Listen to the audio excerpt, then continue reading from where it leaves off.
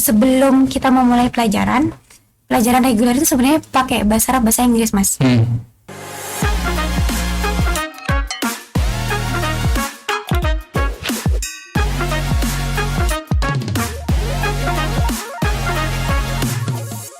Assalamualaikum warahmatullahi wabarakatuh. Kembali berjumpa bersama saya Alif Fatoni, tentunya di Pratiwi Podcast, di mana dari adanya narasumber dari berbagai kalangan kita hadirkan untuk Anda, dan kebetulan juga sudah hadir di tengah-tengah studio Pratiwi, yaitu dari komunitas belajar Sekolah Pekarangan. Dan langsung saja kita sapa narasumber kita, ada Mbak Ita.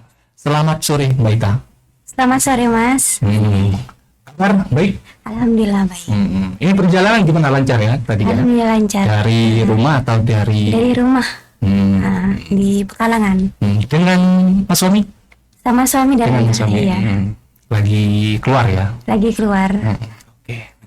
Ini adanya komunitas belajar Sekolah Pekarangan. Awal mula terbentuknya komunitas ini dari mana sih Mbak Ita? Sebenarnya sebelumnya namanya bukan Sekolah Pekarangan. Jadi ini tuh sebelumnya kita punya rumah baca, itu namanya Rumah Peradaban Indonesia. Rumah Peradaban Indonesia. Itu tempatnya di daerah Desa Pengarang. Oke. Desa Pengarang, Dusun Lucu. Dusun Lucu. Iya. Berarti apa ya? Bisa dikatakan pelosok atau enggak ya? Enggak, Mas. Dia tuh dekatnya Almor. Tahu Almor? Tempat wisata ya? Iya, di daerah situ. Jadi itu tahun 2019 saya sama suami itu launching Rumah Peradaban Indonesia ini di sana. Nah, terus kemudian tapi ada kendalanya. Kendalanya itu karena SDM-nya yang kurang mendukung. Oke, dari ini tadi Peradaban Indonesia. Iya. Tahun 2019. Terus kemudian banyak yang nggak dukung kan di sana. Maksudnya dari mana nih? Dari SD. Masyarakatnya. Oke. Gitu. Akhirnya kita sempat off dan sempat kemarin tuh ada pandemi kan. Nah, ada pandemi itu akhirnya kita nggak lanjut. Itu masih off banget. Sampai 2020 akhirnya kita punya kegiatan yang mana kegiatan online. Kegiatan online waktu masa pandemi. Terus lanjut 2022 awal qadarullah kita tuh dipindah, Mas, ke Pekalongan. Jadi kan sebelumnya masih ikut keluarga orang tua kan di Pengarang. Akhirnya kita pindah ke rumah sendiri di Desa Pekalongan itu. Nah, ternyata ketika kita sampai di sana, kita bawa buku kan dari Pengarang ke Pekalongan. Bawa buku, kita punya lemari buku gitu. Tiba-tiba anak-anak itu bilang gini, datang ke rumah, wah Mbak, itu ada buku ya, boleh pinjam. Nah, jadi ternyata yang mendukung kegiatan kita sebenarnya SDM sekitar rumah gitu, anak-anak sekitar rumah. Nah, itu 2022. Nah, itu masih belum dikasih nama, Mas, karena kita masih belum klik ya, masih lanjutin ke Rumah Peradaban Indonesia apa ganti. Nah, tapi karena anak-anaknya itu suka belajar, terus suka bermain di sebelah rumah kita itu ada pekarangan. Nah, akhirnya tercetuslah nama Sekolah Pekarangan. Di Dusun Pekalangan. Dusun atau apa nih? Di Desa Dusun Karanggudang, Desa Pekalongan. Desa Pekalongan. Dusun Kecamatan Tenggarang. Kecamatan Tenggarang. Awal mula di Tenggarang. Mana? Pengarang. Ya, Pengarang. Dan awalnya itu tahun 2019 masih dengan nama Peradaban Indonesia. Apa tadi? Rumah Peradaban Indonesia dari tahun 2019 baru kemarin nih, berarti 2022. Jadi sebenarnya itu lanjutan dari Rumah Peradaban Indonesia gitu. Cuman yang pekarangan ini sebenarnya ada dua makna, Mas. Karena anak-anak belajarnya di pekarangan rumah, di alam sekitar. Terus dan itu sebenarnya penyatuan antara nama Pengarang dan Pekalangan. Gabungan berarti ya. Iya, Pekarangan. Nah, Mbak Ita, ini berarti Mbak Ita awal dibentuknya dengan nama Rumah Peradaban Indonesia 2019 dan baru di tahun 2022 ya Iya, berubah sekolah. Sekolah Pekarangan 2022 ke 1 tahun lebih lah ya. Dan selama rumah atau masih dengan nama Rumah Peradaban Indonesia ini, itu respon ataupun juga antusias masyarakat masih bisa dikatakan minim ya tadi. Iya, minim. Tapi kalau dari tokoh ulama itu loh, kalau di desa kan gitu ya, tokoh kiai gitu ya, itu sangat pendukung. Cuman karena dari masyarakatnya itu memang tidak ditekankan anak-anak itu untuk belajar. Jadi kalau mereka mau belajar ya silahkan, kalau mereka enggak ya sudah gitu. Kemudian di Rumah Peradaban Indonesia dengan hadir di Pengarang, emang atau dari awalnya itu inisiatif Mbak Ita sendiri dengan Mas suami, Ya.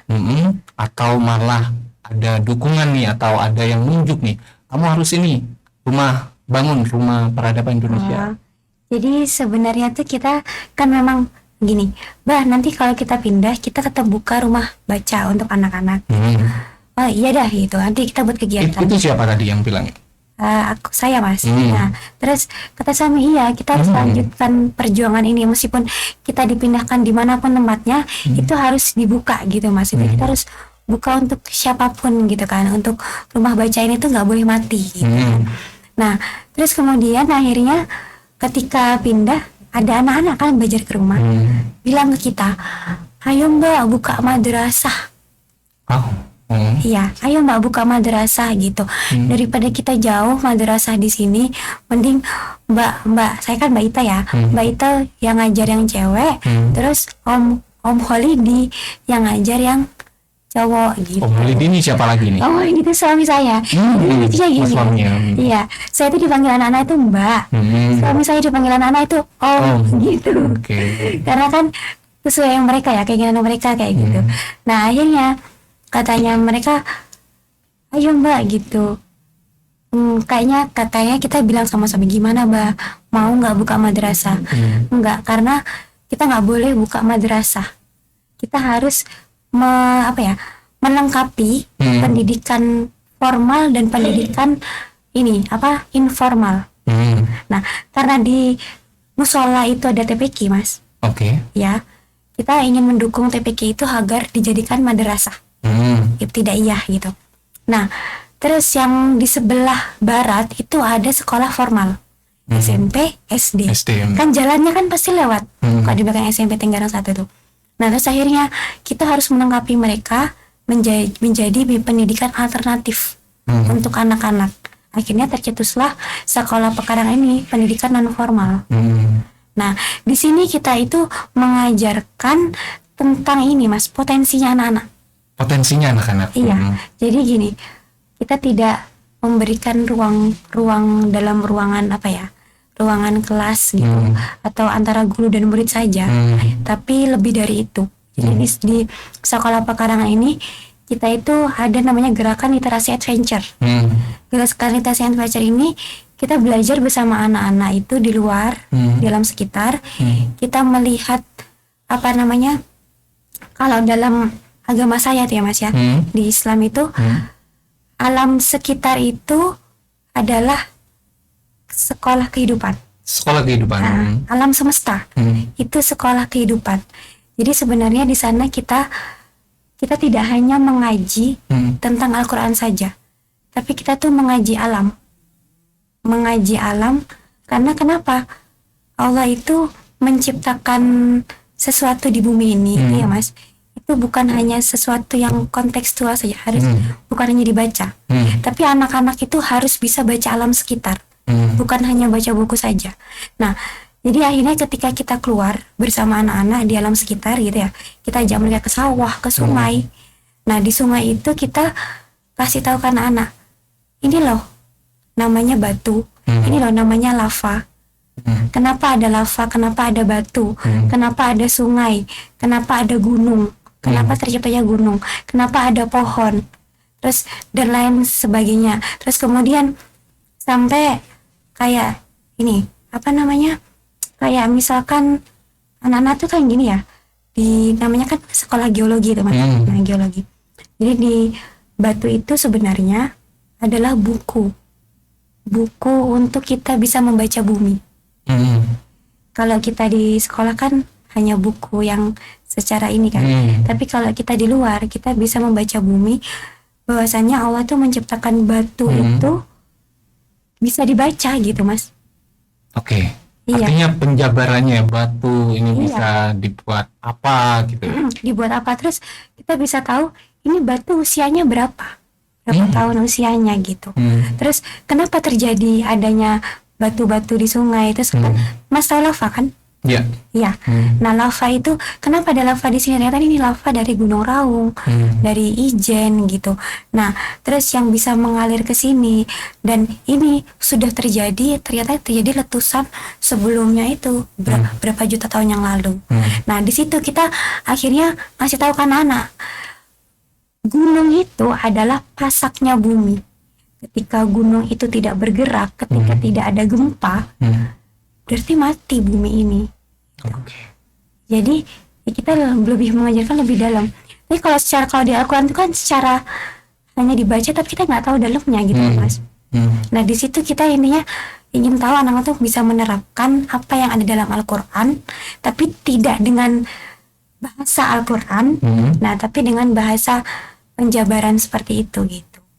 Nah, dari situ anak-anak itu saya menanamkan tauhid ya ke anak-anak itu dengan cara seperti itu. Terus karena buku-buku kita kan kebanyakan memang buku-buku yang lebih ini menanamkan tauhid kepada anak-anak gitu Mas. Nah, terus ada juga buku tentang sains Al-Quran. Sains Al-Quran versi anak-anak gitu. Jadi ada bumi, terus anggota tubuh. Jadi kita ngasih tahu anak-anak, ini loh anggota tubuh kita seperti ini, dalamnya seperti apa, untuk apa manfaatnya, kayak gitu. Padahal karena di dalam Al-Quran itu juga diterangkan tentang sains, ilmu pengetahuan. Nah, dan ini jarang terjadi, maksudnya yang menjabarkan di sekolah anak-anak SD gitu loh Mas, sekolah dasar.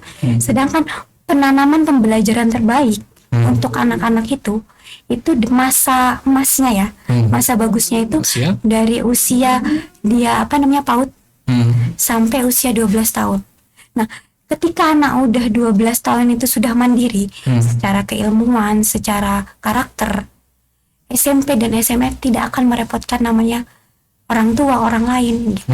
Jadi dia bisa mandiri menemukan istilahnya dirinya sendiri gitu Mas. Nah, sekolah pekarangan ini sebenarnya itu untuk mereka bisa menemukan potensi dalam diri mereka. Karena gini, Allah tuh ngasih ke anak-anak itu kan potensi ya, masing-masing potensi karakter dalam diri mereka. Nah, kalau kita salah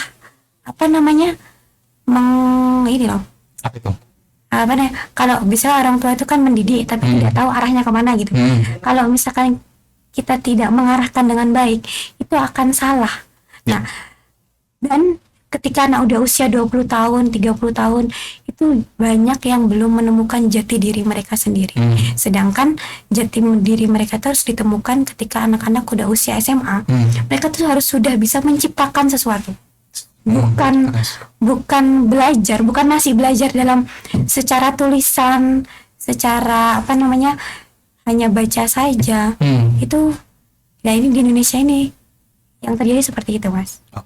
Dan tentunya ya adanya pembelajaran ini dari sekolah pekarangan ada atau perlu yang namanya pendampingan. Nah, pendampingan seperti apa sih? Mungkin hanya event-event tertentu baru dari anak-anak ini ikut keluar atau malah sesering mungkin. Jadi kita ada kelas reguler Mas. Kelas reguler. Setiap hari Jumat siang sama Minggu pagi. Ya. Karena kan anak-anak libur di sekolah informal itu Jumat sore ya, sama Minggu pagi. Nah, di situ kita sebelum kita memulai pelajaran reguler itu sebenarnya pakai bahasa Arab, bahasa Inggris Mas. Nah, terus sebelum kita mulai pelajaran kita selalu berkisah ke anak-anak. Jadi kita membacakan buku kepada mereka. Terus mereka juga membaca buku juga, kadang gantian gitu Mas. Nah, jadi intinya kita membaca buku dulu.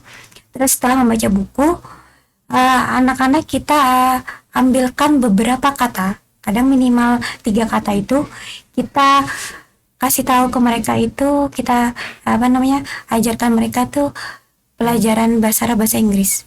Jadi misalkan sekarang temanya tentang kemarin tuh sempat berenang. Nah, jadi kita ada skill berenang ke anak-anak. Jadi ngajarin anak-anak belajar berenang juga gitu. Nah, belajar berenang, jadi kita ngasih vocabularis ke anak-anak, tentang kolam renang pakai bahasa Arab bahasa Inggris. Jadi sebelum kita terjun, kita kasih 3 kata tadi.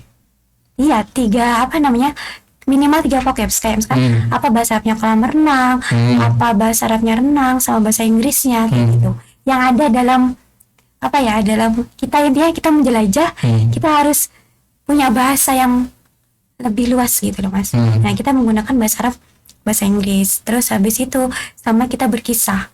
Nah, kenapa sih kita harus renang? Kenapa kita harus gini? Berkisah dulu, baru kemudian kita berenang gitu, langsung ke kolam renang gitu Mas. Kayak gitu. Jadi tapi di kolam renang anak-anak memang diajarkan berenang, cara bernafas, cara cara ini ya kan berenang tuh yang baik gimana gitu. Dan ini juga ada pemilihan bahasa tadi ya di kelas regulernya berarti ya. Kenapa harus bahasa Arab dan Inggris? Kenapa enggak bahasa Spanyol misalkan? Itu permintaan anak-anak Mas. Permintaan anak-anak. Jadi kan memang saya dulu kan sekolah ya. Sekolah dan pendidikan saya itu ketika dari SMP sampai kuliah memang saya tuh diwajibkan untuk memakai bahasa Arab bahasa Inggris. Jadi kan kata suami, ilmu itu sayang kalau nggak diterapkan. Gitu kan. Cuman anak-anak nggak tahu ya dari mana saya tuh bisa bahasa Arab bahasa Inggris. Tiba-tiba bilang, ayo Mbak kita buat les bahasa Arab bahasa Inggris gitu. Jadi akhirnya karena itu keinginan anak-anak ya, jadinya kita tercetuslah kelas regulernya kita itu bahasa Arab bahasa Inggris. Sebenarnya anak-anak itu gini, membebaskan anak-anak, kalian mau belajar apa gitu. Karena kan bakat anak-anak kan keinginan mereka beda-beda. Jadi Mbak kita pengen belajar ini, kita pengen belajar menanam, kita pengen belajar renang, kita pengen belajar masak. Nah itu kita sediakan. Jadi kita pelengkap sekolah informal dan formal gitu. Nah, sekolah pekarangan yang ada di dalamnya semacam kegiatan itu apa saja sih? Tadi sempat bilang bahkan ada ahlinya yang ikut mengajarkan kepada anak-anak. Iya. Jadi kegiatan yang paling awal itu kan kelas reguler itu Mas, belajar bahasa Arab bahasa Inggris. Terus kemudian yang kedua itu literasi adventure, itu bereksperimen, membaca alam sekitar, berpetualangan gitu. Literasi adventure ini juga berbagi buku ke pelosok-pelosok. Nah, jadi kita kemarin sempat Desember itu kegiatan berbagi buku sama berkisah ke pelosok-pelosok. Itu di desa Penang, Botolinggo. Iya, yang naik ke atas tuh Mas. Sempat krisis air bersih tuh kemarin. Iya. Nah di situ kita berkisah sama berbagi buku.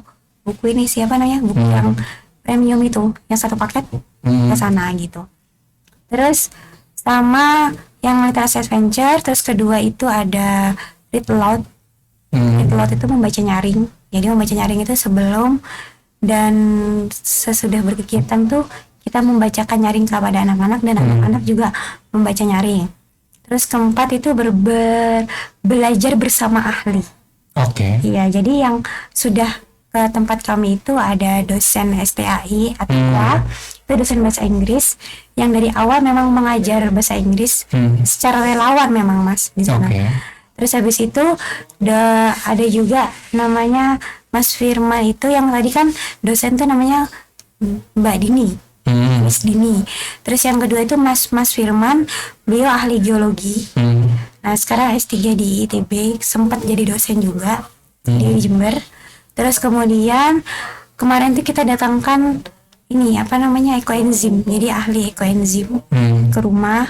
Terus kemudian sama membuat sabun. Nah itu membuat sabun. Terus ini masih mau didatangkan lagi ahli ini Mas, apa namanya, bercerita, berkisah tuh.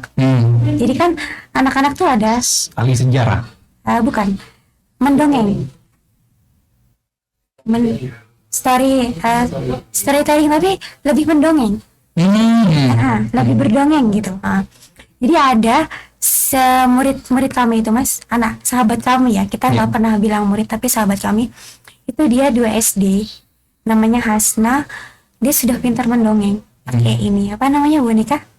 Iya, pakai boneka. Terus habis itu dengan suara yang berbeda. Jadi itu. Terus kemudian ada arena literasi. Arena literasi itu setiap 6 bulan sekali itu menampilkan apa namanya, potensinya anak-anak di kegiatan literasi. Kayak puisi, membaca, berkisah, terus kemudian apa namanya, bernyanyi, terus pidato, kan secara literasi gitu Mas. Nah, terus ada namanya kegiatan camping literasi. Itu insya Allah Agustus ini. Itu kita adain camping literasi sama arena gembira. Arena gembira itu show your talent. Jadi itu setahun sekali. Jadi kan misalnya orang haflatul imtihan gitu ya. Kayak misalkan setiap tahun tuh pasti ada acara gitu kan. Nah, tapi kita acaranya arena gembira buat menampilkan anak-anak. Jadi anak-anak tuh misalkan dia bakatnya di cooking, kita show di sana. Terus bakatnya apa namanya, mereka fashion gitu, kita show, punya kita talent di arena gembira ini. Nah, kita ada namanya perlombaan, tapi bukan perlombaan bahasanya kita. Jadi apa ya namanya, menguatkan bakat masing-masing. Nah, nanti kita pialanya itu kita berikan sesuai potensinya anak-anak. Jadi nggak ada juara 1, juara 2, juara 3. Jadi dia emang pintar di cooking class, kita kasih piala. Mereka pintar di apa namanya, di public speaking, kita kasih. Terus misalkan ada yang mendongeng, kita kasih. Di acara apa tadi, gembira apa? Arena gembira. Arena gembira itu khusus anak-anak yang sudah masuk di kelas reguler atau malah menyeluruh? Di kelas reguler, ya. Kelas reguler. Karena butuh pembinaan Mas, kayak gitu. Dan untuk menemukan potensi anak tuh nggak bisa sebulan 2 bulan gitu.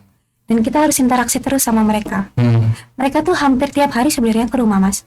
After school tuh pulang sekolah, itu mereka sering ke rumah untuk sekedar membaca, terus habis itu mewarnai, menggambar kayak gitu.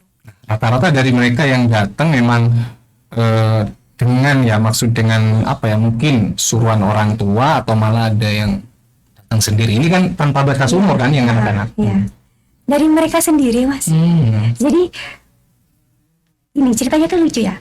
Kita tuh udah buat kegiatan selama setahun tuh Mas. Iya. Orang tua ini nggak ada yang tahu. Nggak sampai setahun sih kita buat kegiatan tuh ya, belum sampai setahun. Pas 2022 kemarin nggak ada yang tahu kalau di tempat kita ini ada kegiatan. Karena dikiranya mereka tuh anak-anak bermain di tempat kita.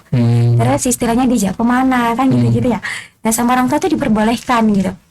Nah, cuman tiba-tiba kita itu buat kegiatan arena literasi, terus dapat support dari panggungnya, dari istilahnya tuh teropnya dan lain-lain, itu kita dapat sumbangan gitu ya dari orang-orang. Terus kita buat acara, katanya kalau di sana tuh meriah gitu kan. Nah, terus di sana kita menampilkan talentnya anak-anak, tapi dalam bidang literasinya. Nah, dan orang tua kaget, loh, anakku tuh nggak pernah tampil kayak gini gitu kan. Kok bisa pede, kok bisa mau, terus kok bisa berani kayak gitu. Dan mereka orang tua tuh nggak tahu kalau di situ oh ternyata di sini ada kegiatan gitu. Nah, setiap ada acara kami tuh orang tua tuh selalu support gitu kan. Oh iya dah, nggak apa-apa. Jadi sama orang tuanya diperbolehkan gitu. Tadi tersentuh saya Mbak, bilangnya apa tadi? Ya pokoknya dari anak-anak tadi yang biasanya gak berani tampil mungkin ya, berani di depan banyak orang tua kaget, wah benar-benar tersentuh saya Mbak. Iya, jadi kan aku sampai sempat ini ya Mas, dia WA gitu ya, paling murid di beliau itu kalau ke tempat kita tuh naik motor karena bukan di sekitar kita rumahnya, jadi desa sebelah, tapi ikut ke tempat kami gitu. Terus bilang gini, Ya Mbak, saya terima kasih banyak ya sudah membimbing anak saya. Saya itu kaget, anak saya itu berani tampil gitu. Terus nggak pernah, ini anak saya biasanya malu kalau saya tampil. Dan itu bisa berani, bisa dia tuh bisa ini loh, apa namanya, nggak malu sama sekali gitu. Ya Allah, semoga ada didoain gitu, semoga sekolah pekarangan ini lebih meluas, lebih apa namanya, lebih bermanfaat untuk ke yang lain. Dan tapi Mas, dalam ucapan ini ya, ucapan orang tua ya, satu orang tua ini itu sampai sekarang kayak sekolah pekarangan itu, dari saya ikut ke peloporan itu dapat juara, terus saya kemana itu selalu ada support dari orang-orang. Dan itu kayaknya mungkin keberkahan dari apa ya, doa yang tidak apa yang ikhlas gitu loh Mas, yang tulus gitu dari para orang tua. Itu sih yang buat saya, ya kok nggak boleh berhenti lah sampai sini gitu. Nah, itu salah satu prestasi yang luar biasa ya menurut saya buat Pak Itannya. Nah, dari anak-anaknya, prestasi yang mereka dapat, maksudnya selain di sekolah pekarangan ya, mungkin sudah ada yang timbul di sekolahnya mereka masing-masing yang di umum itu, atau bahkan sudah ada yang tingkat kabupaten atau bahkan nasional. Jadi anak-anak itu kemarin waktu kita ada acara di rumah, terus sekolah informal sebelah itu yang TPK mereka buat acara Mas. Akhirnya mereka buat acara kayak kita itu pakai panggung dan lain sebagainya. Terus penampilannya ambil dari anak-anak kita. Jadi penampilan yang anak-anak ditampilkan di sekolah pekarangan itu ditampilkan lagi di sekolah informal tadi. Apa itu, orang Haflatul Ikbar juga? Haflatul Imtihan. Iya. Itu ditampilkan lagi, jadi semuanya, jadi sampai kita dikasih tempat khusus. Ini acara khusus untuk acara penampilan-penampilan yang kemarin di sekolah pekarangan ditampilkannya sana lagi. Itu. Terus habis itu anak-anak itu, jadi di sekolah-sekolah itu setiap ada acara apa gitu, mereka lah berani tampil gitu loh Mas, berani maju. Sampai mereka kemarin ini Mbak sama guru suruh buat penampilan seperti ini gitu. Akhirnya mereka buat sendiri, ngajak teman-temannya yang daerah sekitar apa ya, dusun luar kita, luar dusun kita itu datang ke tempat kita buat latihan. Padahal itu acaranya di acara sekolah, tapi latihannya mereka pilih di tempat kami untuk sarana latihannya mereka gitu. Jadi akhirnya udah mereka latihan, mereka tampilkan ke sekolah gitu. Jadi sebenarnya tuh kayak base campnya anak-anak sih. Base campnya anak-anak. Iya. Padahal itu sebenarnya ya Mas ya, itu cuma ruang kamu, dia tuh pakai fasilitas ruang kamu dan pekarangan sebelah. Tapi memang gini, kita memang pengen buat rumah apa ya, rumahnya pondoknya anak-anak gitu ya, kayak dari bambu gitu loh Mas. Nah cuman kita tuh sekarang itu sudah ada yang support dana apa namanya, genteng tuh, gentengnya sama donatur ya, sama ini yang biayanya tukang. Tukangnya tuh, terus habis, tapi yang belum tuh bambunya. Jadi kita tuh masih mengumpulkan dana untuk ini dah, untuk pengumpulan buat beli bambunya itu. Biar anak-anak itu sebenarnya bisa lebih bebas gitu loh Mas, bereksplorasi. Kan kadang kalau ada tamu tuh mereka sungkan gitu, meskipun kita lumayan luas ya, cuma tetap aja kan anak-anak kan sungkan gitu. Jadinya sudah. Suhartati, tapi udah senior juga ini kayaknya, dilihat dari foto profilnya. Agar dikenal lebih jauh, apa saja yang akan dilakukan sekolah pekarangan? Oh, dikenal lebih luas gitu ya Mas. Di tahun ini kita itu ingin mengadakan sekolah pekarangan. Jadi sekolah pekarangan tuh kalau di Instagram itu disingkat SAPA. Iya, SAPA. Nah, SAPA ini itu ada program namanya SAPA Goes to School. SAPA Goes to School. Nah, dari situ kita itu istilahnya berkisah Mas. Berkisah, bercerita ya, mendongeng ke sekolah-sekolah, sama berbagi buku dan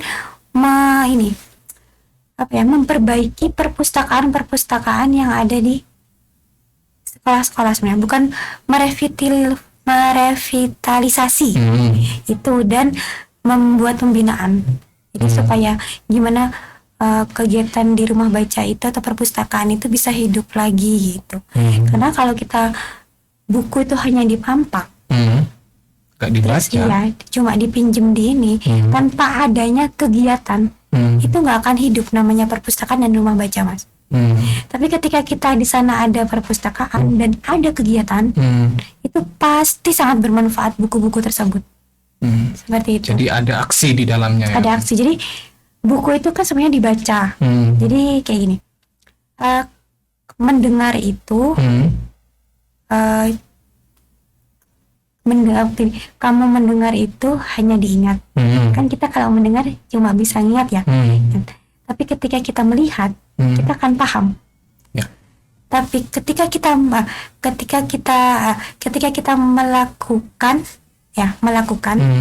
melakukan itu, kita akan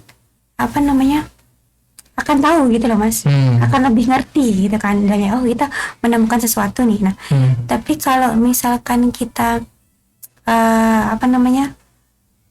kalau kita melakukan sendiri gitu, kalau kita melakukan sendiri itu akan mengerti. Tapi kalau kita menemukan suatu hal dalam diri, menemukan sendiri, itu kita tuh akan menguasai. Jadi kayak misalkan kita dengar podcast gitu ya, kita mendengar gitu, kita akan ingat, oh ya kayak gini. Tapi ketika kita baca lewat buku, kita akan paham, akan tahu. Tapi ketika kita melakukan, oh kita udah baca nih, oh ya caranya seperti ini, kita oh ini kita akan paham. Tapi ketika kita menemukan sesuatu sendiri, kita merakit sendiri, kita mencoba sendiri, kita menciptakan sendiri, itu kita akan menguasai itu. Brenda, terima kasih yang sudah gabungan berikan pertanyaan, dan kita akan kembali di besok hari dan jam yang sama. Mohon maaf apabila ada salah-salah kata. Akhir kata saya ucapkan sampai jumpa dan wassalamualaikum warahmatullahi wabarakatuh.